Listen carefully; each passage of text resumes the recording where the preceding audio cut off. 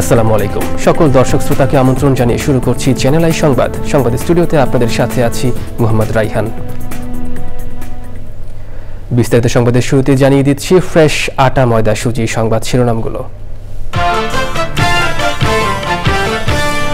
ইরানের একাধিক পারমাণবিক ও সামরিক স্থাপনা লক্ষ্য করে ইসরায়েলের বিমান হামলা, যতদিন প্রয়োজন অভিযান চালানোর হুমকি দিলেন নেতানিয়াহু।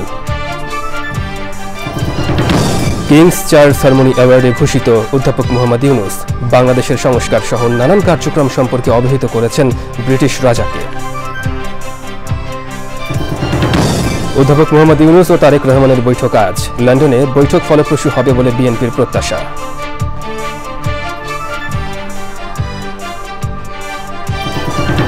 জুলাই মাসের মধ্যেই নিবন্ধন পেতে এনসিপির সাংগঠনিক কার্যক্রম জোরদার, গঠনতন্ত্র প্রতীক সহ আনুষঙ্গিক সব বিষয় প্রায় চূড়ান্ত। এবং ভারতের আহমেদাবাদে বিমান দুর্ঘটনায় নিহতের সংখ্যা বেড়ে প্রায় ৩০০, অলৌকিকভাবে বেঁচে গেছেন এক যাত্রী।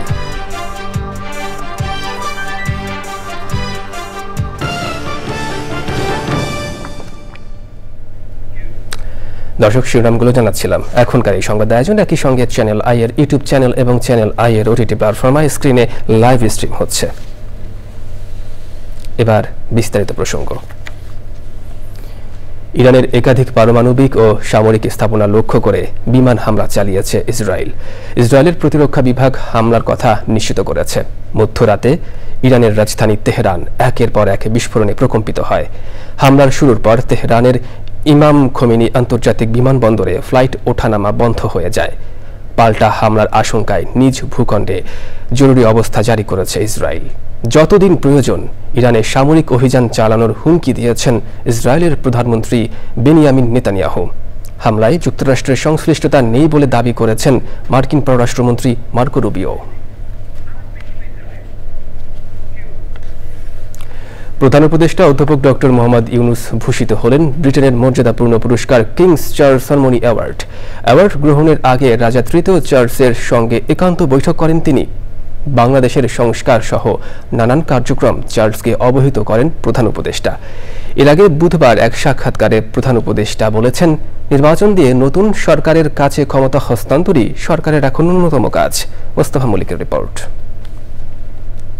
অধ্যাপক মোহাম্মদ ইউনুস লন্ডনের বাকিংহাম প্যালেসে পৌঁছলে তাকে স্বাগত জানান রাজা তৃতীয় চার্লস। চার্লসের সঙ্গে একান্ত বৈঠকে অংশ নেন প্রধান উপদেষ্টা। ৩০ মিনিটের এই বৈঠকে বাংলাদেশ ও যুক্তরাজ্যের দ্বিপাক্ষিক নানা বিষয় নিয়ে আলোচনা করেন তারা।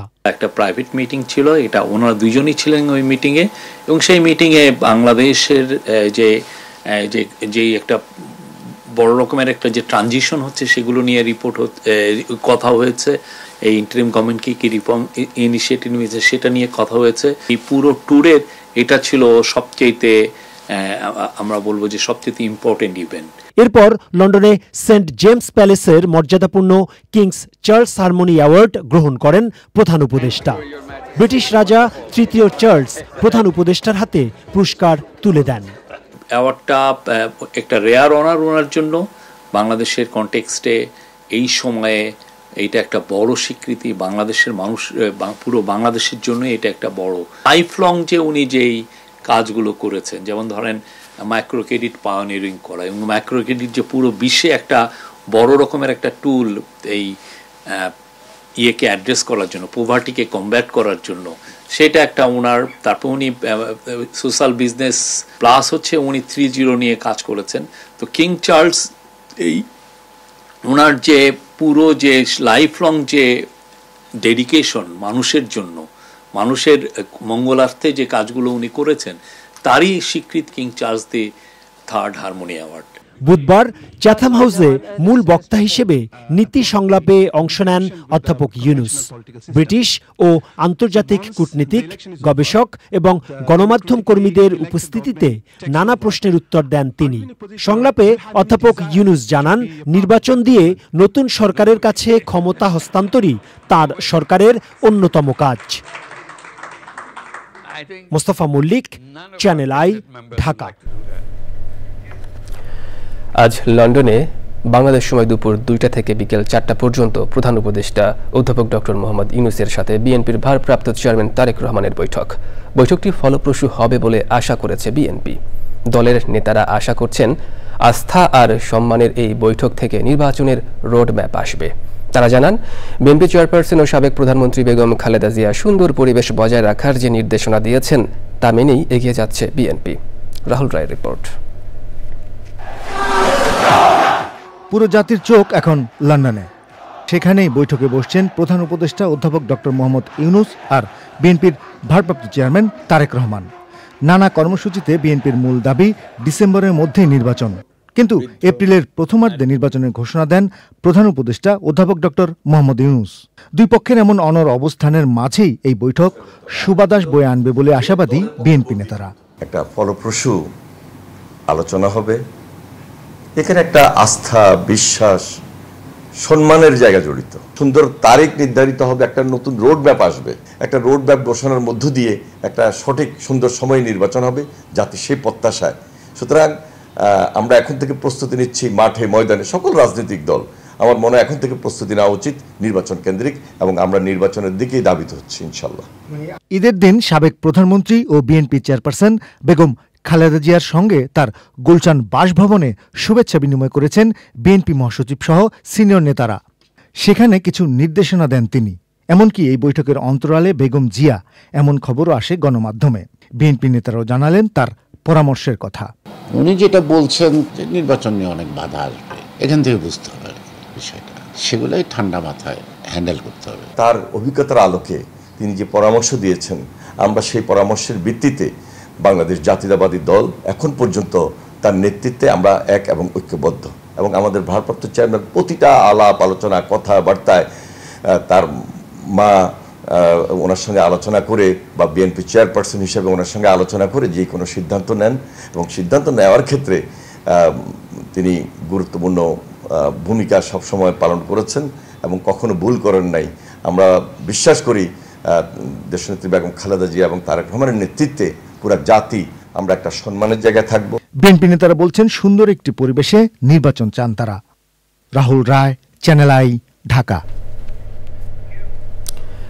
জুলাই মাসের মধ্যেই নিবন্ধন পেতে সাংগঠনিক কার্যক্রম জোরদার করেছে জাতীয় নাগরিক পার্টি এনসিপি। দলটির আহ্বায়ক নাহিদ ইসলাম জানিয়েছেন 22 জুনের মধ্যে ইসিতে আবেদন করবেন তারা। দলের অন্যান্য নেতারা জানিয়েছেন গঠনতন্ত্র, প্রতীক, দলীয় অফিস সহ আনুষঙ্গিক সব বিষয় চূড়ান্তের শেষ ধাপে রয়েছে। তাফিমুল ইসলামের রিপোর্ট। জুলাই অভ্যুত্থান পরবর্তী গঠিত নির্বাচন কমিশন নতুন রাজনৈতিক দলের নিবন্ধনের জন্য আবেদনের আহ্বান করে, যার সময়সীমা শেষ হচ্ছে 22 জুন। আর এই সময়ের মধ্যে নির্বাচনের শর্ত মেনে আবেদন জমা দিতে চায় এনসিপি। এনসিপি নেতারা জানিয়েছেন দলের গঠনতন্ত্র এমনভাবে সাজানো হয়েছে যাতে ব্যক্তি ও পরিবারতন্ত্র গড়ে না ওঠে। একই সাথে জুলাইয়ের মধ্যে নিবন্ধন পেতে বেশ জোর সাংগঠনিক কার্যক্রম চালাচ্ছেন তারা। এই মাসে আমরা জমা দিতে চাই নিবন্ধন। এই মাসে জমা দেওয়ার পরে নির্বাচন কমিশন তারা হয়তো ইন্সপেকশন সহ তাদের কিছু ফর্মালিটিস আছে, সেগুলো করতে যতটুকু সময় লাগে আমরা আশা করছি যে আমাদের দিক থেকে কাজ শেষ হয়ে গেলে তারপর নিবন্ধন পেতে আমাদের খুব বেশি বেগ পেতে হবে না, হয়তো 1-1.5 মাস, সর্বোচ্চ 2 মাস এরকম সময় লাগবে। নিজেদের পছন্দ মতো দলীয় প্রতীক পাবেন বলে আশা এনসিপির এই শীর্ষ নেতার। এই প্রতীক দেওয়াটার সম্পূর্ণ এখতিয়ার আসলে নির্বাচন কমিশনে, তাদের যে 5 সদস্যের যে কমিশন আছে তারা অধিকাংশ মতামত চাইলে তারা এটা দিতে পারে। তো আমরা আশা করব তারা যেন এই অভ্যুত্থান পরবর্তী জনগণের যে প্রত্যাশা বা যে চাহিদা সেটার প্রতি তারা শ্রদ্ধাশীল থাকবে। আগামী জাতীয় সংসদ নির্বাচনে অংশ নিয়ে শক্তিশালী প্রতিদ্বন্দ্বিতা গড়ে তুলবেন বলে আশা জাতীয় নাগরিক পার্টির শীর্ষ নেতাদের। তাফিমুল ইসলাম, চ্যানেল আই, ঢাকা। ভারতের গুজরাটের আহমেদাবাদে ভয়াবহ বিমান দুর্ঘটনায় প্রায় 300 জন নিহত হয়েছেন। বিমানে থাকা 242 আরোহীর মধ্যে 241 জনই নিহত হয়েছেন। বিমানটি যে মেডিকেল কলেজের ছাত্রাবাসে বিধ্বস্ত হয়েছিল সেখানেও 50 জনের বেশি মানুষ মারা গেছেন। তবে অলৌকিকভাবে বেঁচে গেছেন ফ্লাইটের এক যাত্রী। নাফিস ইফতেকারের রিপোর্ট। বৃহস্পতিবার ভারতের আহমেদাবাদে 242 জন আরোহী নিয়ে বিধ্বস্ত হওয়া উড়োজাহাজটি মার্কিন প্রতিষ্ঠান বোয়িং কোম্পানির 7878 মডেলের। এই মডেলের কোনো উড়োজাহাজের এভাবে বিধ্বস্ত হওয়ার ঘটনা এটাই প্রথম। এই দুর্ঘটনায় যত প্রাণহানি হয়েছে তাতে একে গত 1 দশকে বিশ্বের সবচেয়ে ভয়াবহ বিমান দুর্ঘটনা হিসেবে বিবেচনা করা হচ্ছে। এয়ার ইন্ডিয়ার বিমানটি মেডিকেল কলেজের ছাত্রাবাসে আছড়ে পড়ার পর টুকরো টুকরো হয়ে যায়। এটির লেজের অংশটি ছাত্রাবাসের একটি ভবনের ছাদে গিয়ে পড়ে। ভারতের স্বাস্থ্য সচিব ধনঞ্জয় দ্বিবেদী বিমানে থাকা যাত্রী ও ছাত্রাবাসের শিক্ষার্থীদের পরিবারের সদস্যদের ডিএনএ নমুনা দেওয়ার অনুরোধ জানিয়েছেন, যেন মরদেহগুলো শনাক্ত করা সহজ হয়। এভিয়েশন খাতের বিশেষজ্ঞরা বলছেন, উড্ডয়নের সময় উড়োজাহাজের ডানার ফ্ল্যাপগুলোর ভুল অবস্থান এই দুর্ঘটনার একটি কারণ হতে পারে। এছাড়াও পাখির আঘাতে বিমানের ইঞ্জিন ক্ষতিগ্রস্ত হয়েও দুর্ঘটনা ঘটে থাকতে পারে বলে বিশ্লেষকদের মত। এত মৃত্যুর মাঝেও অলৌকিকভাবে ব্রিটিশ এক যাত্রীকে জীবিত উদ্ধারের তথ্য নিশ্চিত করেছে ভারতের পুলিশ। ব্রিটিশ ভারতীয় ওই নাগরিকের নাম বিশ্বাস কুমার রমেশ। বিমানের 11A নম্বর আসনে বসেছিলেন ওই যাত্রী। তবে দুর্ঘটনার পর একই বিমানে থাকা নিজের ভাইকে আর খুঁজে পাননি রমেশ। নাফিস ইফতেখার, চ্যানেল আই। দর্শক দেখছেন চ্যানেল আই সংবাদ। এবার নিচ্ছি একটা বিরতি। দর্শক বিরতির পর আরও একবার স্বাগত চ্যানেল আই সংবাদে। এবার নিটোল টাটা কৃষি সংবাদ।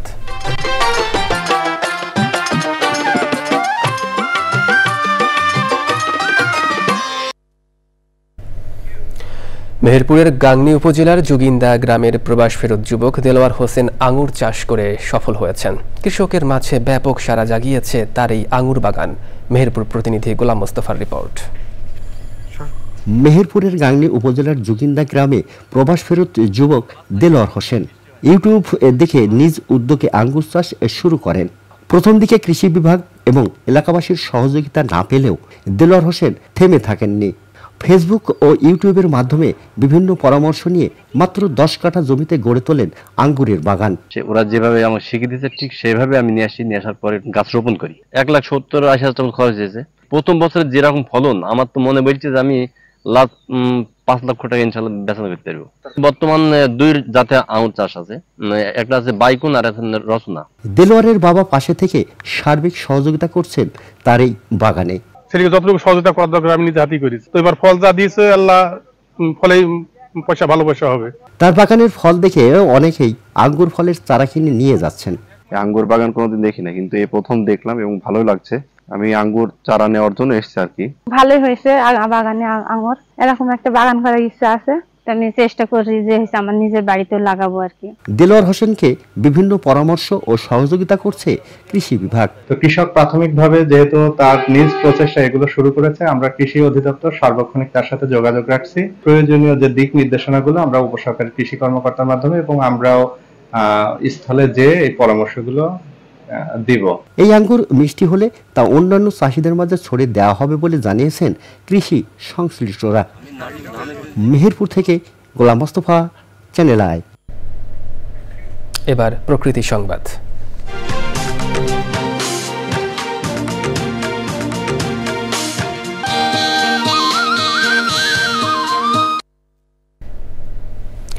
খাগড়াছড়ির পর্যটনে নতুন করে যুক্ত হয়েছে অস্ট্রেলিয়ার জাকারান্ডা ফুল। অত্যন্ত সৌন্দর্যময় ও নজরকাড়া ফুল এটি, যার রঙিন উপস্থিতি বসন্ত ও গ্রীষ্মের সংযোগকালে প্রকৃতিকে দেয় বৈচিত্র্যময় বার্তা। বর্তমানে আলোটিলা পাহাড়ের 2 পাশে শোভা বর্ধন করছে জাকারান্ডা, যার মুগ্ধতা নজর কাড়ছে স্থানীয় দর্শনার্থী ও পর্যটকদের। আজহার হীরার তথ্যচিত্রে সঞ্জিতা স্নিগ্ধার রিপোর্ট। জাকারান্ডা মূলত বিদেশি ফুল। অস্ট্রেলিয়ার রাস্তার 2 পাশে বেশি চোখে পড়ে। 2020 সালে খাগড়াছড়ি সড়ক বিভাগের তৎকালীন উপবিভাগীয় প্রকৌশলী সবুজ চাকমা পরিবেশ বান্ধব অনিন্দ সুন্দর জাকারান্ডা ফুলের চারা রোপণের উদ্যোগ নেন। প্রাথমিকভাবে 1000 চারা সংগ্রহ করেন তিনি। জাকারান্ডা ফুলটা দেখে আসলে অনেক ভালো লাগছে। খাগড়াছড়িতে প্রথমবার দেখলাম। ভালো উদ্যোগ, ভালো লাগছে। ফুল যদি আরো ফোটে আরো সুন্দর লাগবে। যারা আলোটিলা ঘুরতে আসে তারা এই ফুলটা দেখে খুবই মুগ্ধ হবে। আর এই ফুলটা দেখতে আসলে অনেক সুন্দর। এই গাছটা যে আমি খাগড়াছড়িতে দেখবো সেটা আমি কখনো আশা করি নাই। প্রকৃতির প্রতি দায়বদ্ধতা এবং পরিবেশের ভারসাম্য রক্ষায় ও সৌন্দর্য বর্ধনেই এমন উদ্যোগ। সৌন্দর্য বর্ধন এবং পরিবেশ রক্ষণাবেক্ষণের জন্য আমি এই 2020 সালে প্রায় 1000টি জাকারান্ডা চারা লাগিয়েছিলাম এবং মহালছড়ি থেকে সিন্ধুকছড়ি সড়কে 10 কিলোমিটার সড়কে প্রায় 3000 জাকারান্ডা চারা লাগানো হয়েছে। শুধু জাকারান্ডাই নয়, আরও বিভিন্ন ফুলের গাছ রোপণের মাধ্যমে পুরো আলুটিলার সৌন্দর্য বর্ধনের উদ্যোগের কথা বলেছেন জেলা প্রশাসন। এই গাছটি সম্প্রসারণের ক্ষেত্রে আগামীতে ভূমিকা রাখার চেষ্টা করব এবং পাশাপাশি যাতে আমাদের এই অঞ্চলটি আমাদের বর্ণিল সাজে সজ্জিত হয় সেই লক্ষ্যে আমরা বিভিন্ন ধরনের ফুল, ফল এবং বিভিন্ন ধরনের ঔষধি গাছের সমারোহে আমরা আমাদের এই পার্বত্য জেলাকে সাজাতে চাই। এবারের ঈদে খাগড়াছড়িতে পর্যটকদের বাড়তি পাওয়া, একদিকে পাহাড়ের রূপ, আরেকদিকে নয়নাভিরাম জাকারান্ডা ফুলের সৌন্দর্য। সঞ্জিদা স্নিগ্ধা, প্রকৃতি ও জীবন ডেস্ক, চ্যানেল আই। দর্শক, এবার খেলার খবর। দর্শক, সংবাদ শেষ করবো, তবে যাবার আগে ফ্রেশ আটা ময়দা সুজি সংবাদ শিরোনামগুলো জানিয়ে দিচ্ছি আরও একবার। ইরানের একাধিক পারমাণবিক ও সামরিক স্থাপনা লক্ষ্য করে ইসরায়েলের বিমান হামলা, যতদিন প্রয়োজন অভিযান চালানোর হুমকি দিলেন নেতানিয়াহু। কিংস চার্লস হারমোনি অ্যাওয়ার্ডে ভূষিত অধ্যাপক মোহাম্মদ ইউনুস বাংলাদেশের সংস্কার সহ নানান কার্যক্রম সম্পর্কে অবহিত করেছেন ব্রিটিশ রাজাকে। অধ্যাপক মোহাম্মদ ইউনুস ও তারেক রহমানের বৈঠক আজ লন্ডনে, বৈঠক ফলপ্রসূ হবে বলে বিএনপির প্রত্যাশা।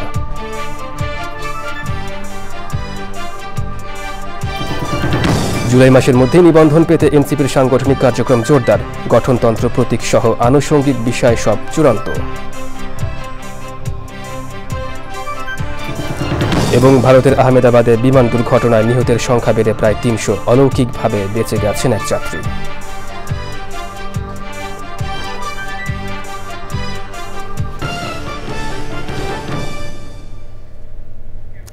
চ্যানেল আইয়ের সর্বশেষ সংবাদ জানতে ভিজিট করুন channelionline.com-এ। যুক্ত থাকুন আমাদের সোশ্যাল মিডিয়া প্ল্যাটফর্মগুলোর সাথে। এতক্ষণ সঙ্গে থাকার জন্য ধন্যবাদ সবাইকে।